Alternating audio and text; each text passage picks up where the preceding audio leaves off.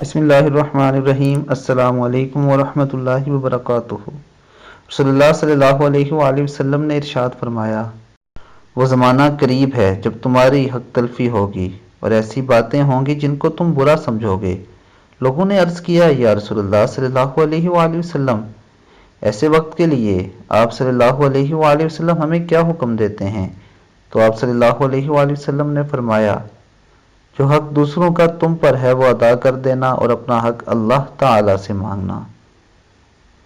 دوستو، جو لوگ دوسروں کا حق مارتے ہیں، دوسروں کا حق چھینتے ہیں، اللہ تعالیٰ انہیں کبھی بھی معاف نہیں فرمائیں گے جب تک کہ وہ اس کا حق نہ لوٹا دیں یا جس شخص کا حق چھینا ہے وہ معاف نہ کر دے۔